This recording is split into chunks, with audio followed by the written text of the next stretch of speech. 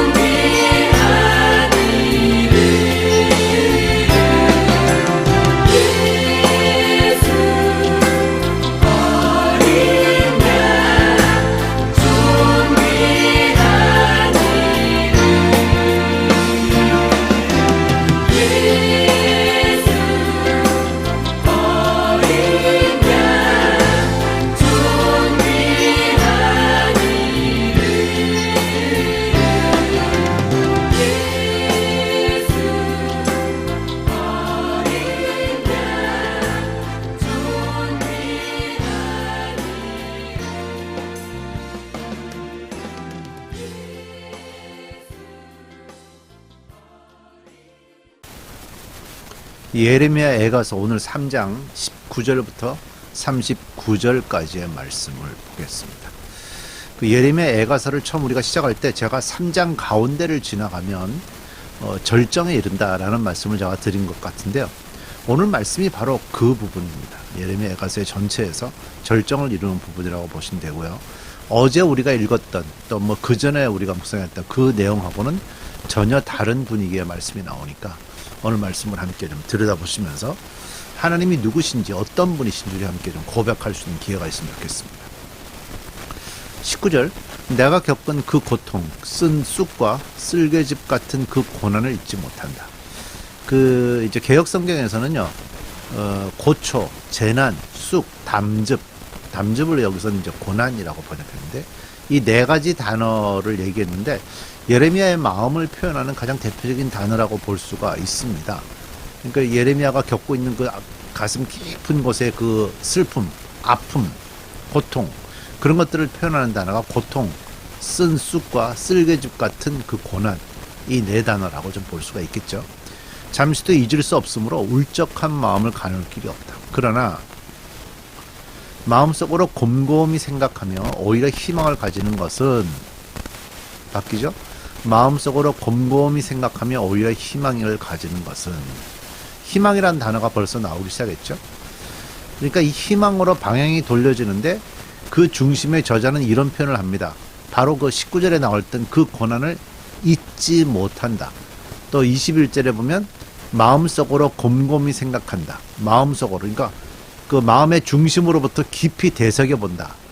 그동안에 당했던 그 모든 고난과 고통들을 한번 다 기억하면서 뒤를 다 돌려서 깊이 좀 묵상을 해봤더니 오히려 희망으로 가게 된다라는 고백이 나오는 거예요. 그래서 이제부터 나오는 메시지가 뭐냐면 하나님이 어떤 분이신지를 여기서부터 고백을 하기 시작하죠. 22절 주의 한결같은 사랑이 다함이 없고 그 긍휼이 끝이 없기 때문이다.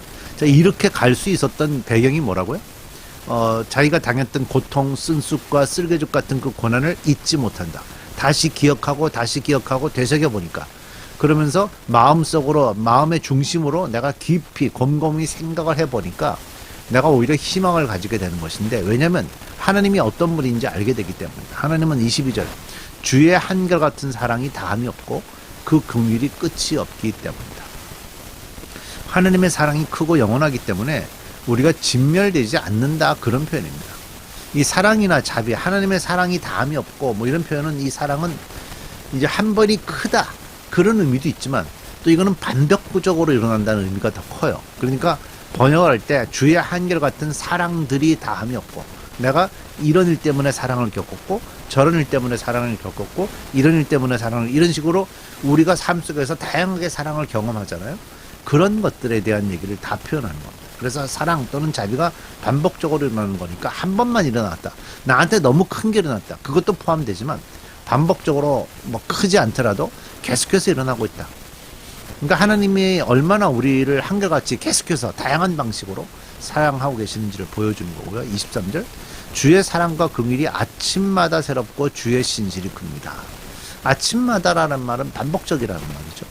저는 이 반복적이라는 말이 굉장히 의미가 있다고 생각을 합니다. 반복적이다. 우리가 이 반복적이라는 말은 조금 전에 한결같은 사랑이 다함이 없다 할 때 그 사랑이라는 것이 큰 것뿐이 아니라 계속해서 일어나는 일들을 말씀드린다 했어요.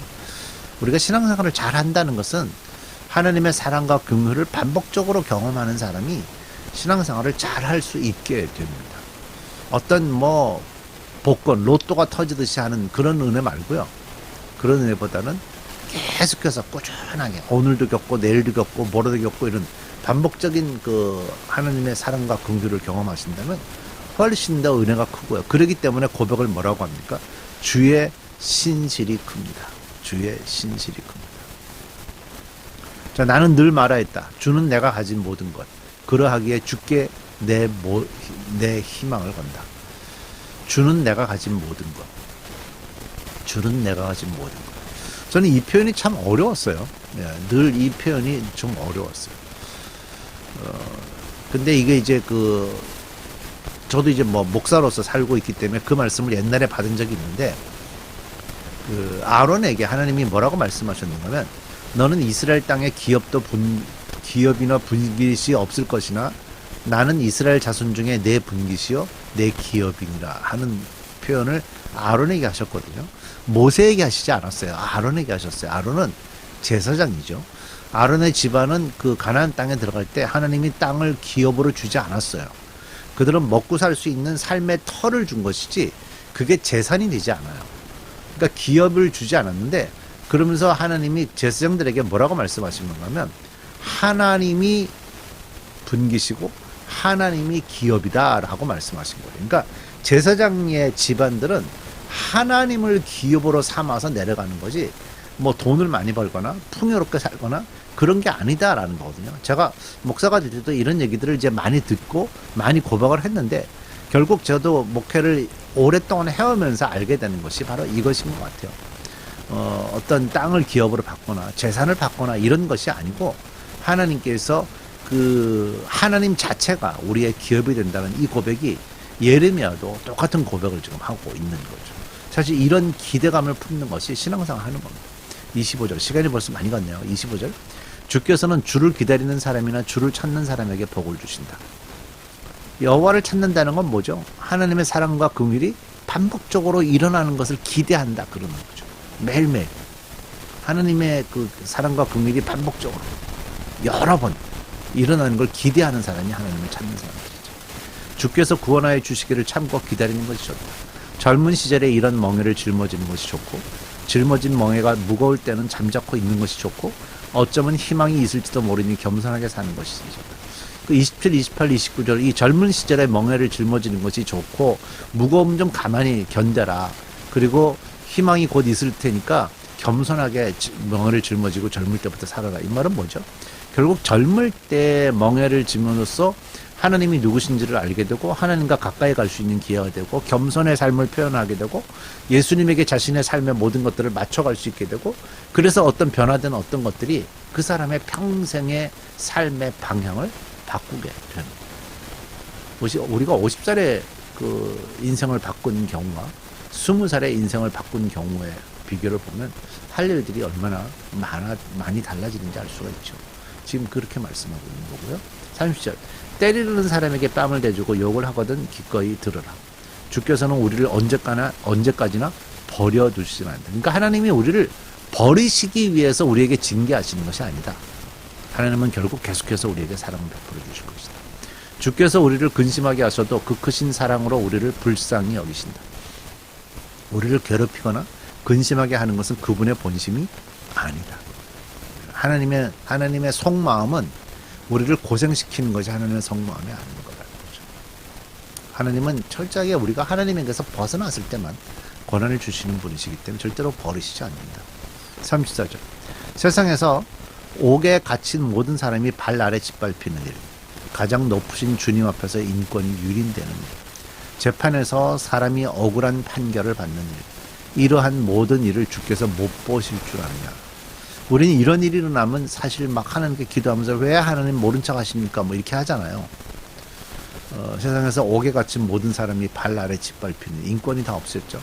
가장 높으신 주님 앞에서 인권이 유린되는 일, 재판에서 사람이 억울한 판결을 받는 일들, 다 사람의 존귀함이 무시당하는 일들에 대한 얘기입니다. 하나님의 관심이 전 여기에 굉장히 많다고 저는 생각하거든요. 하나님은 성경 안에서 사람의 존귀함이 무시당하는 걸 가장 싫어하신다. 저는 그런 생각이 들어요. 당신이 그 생명들을 만드셨죠. 그 만드신 생명들이 하나님이 만드신 그 존귀함을 누리며 사는 것을 하나님은 기대하시는데 세상의 구조나 세상의 악들이 그렇게 하지 못하게 하는 것을 하나님이 가장 싫어하는 거예요. 여기도 지금 전부 다 인권과 관계된 일이거든요. 이러한 모든 일 주께서 못 보실 줄 아느냐. 말씀으로 명령하시고 그것을 이루시는 분이 누구냐. 주님이 아니시더라. 굳은 일도 좋은 일도 가장 높으신 주께서 말씀하셔서 일어나는 것이 아니냐. 어찌하여 살아있는 사람이 자기 죗값으로 치르는 벌을 불평하느냐. 그러니까 하나님께서 이 모든 걸 모르시지 않다는 거예요. 결국 하나님은 어떤 분이신가는 공의로운 분이십니다. 세상의 불의를 모르시는 분이 아니십니다. 알고 계십니다. 우리가 이제 불평과 불만을 쏟아놓으면서 하나님을 쏟아놓으면서 하나님을 신뢰할 수가 없습니다. 그러니까 불평과 불만을 쏟아놓지 말고 하나님을 신뢰해야 되는데 또 사람은 또 그렇지 못하죠. 대개 사람들이 좀 그렇지를 못해요. 그래서 대다수의 사람들이 그것 때문에 고통받고 힘들어하고 어려워하고 그러죠. 그런데 오늘도 이 말씀에서 보면 하나님이 어떤 분이신가 우리가 좀 볼 수 있잖아요. 사실 여기뿐이 아닙니다. 오늘 읽었던 이 앞부분에 대한 얘기들이 전부 다 하나님의 그 반복적인 사랑과 또 하나님의 반복적인 긍휼이 우리에게 있다라는 고백을 하고 있잖아요. 그러니까 우리에게 어떤 고난과 고통이 올 때 그 안에서 일어나는 많은 일들을 다시 되새겨보고 그 되새겨보면서 하나님이 어떤 분이신가를 한번 확인하셔서 어떤 어려움 속에서도 여러분들 이겨나가는 여러분이 되시기를 간절히 바랍니다. 우리 기도하십시다. 하나님 우리에게 말씀 주셨는데 이런 말씀들은 솔직히 세상에서 가능하면 좀 고통을 안 당하고 싶고 고난도 좀 당하기 싫습니다. 그래서 이런 말씀이 좀 어렵긴 하지만 인생을 사는데 이런 일이 없을 수 없다는 걸 우리 모두가 압니다. 이런 일들을 겪을 때마다 하나님께서 어떻게 하셨는지 내가 어떻게 하나님과 관계를 만들어 왔었는지 뒤를 돌아보며 잘 찾아가게 하시고 그 과정에 하나님의 사랑과 긍휼의 그 마음들을 찾아가고 경험하고 체험해가는 저희들 되게 해 주옵소서. 예수님의 이름으로 기도드립니다.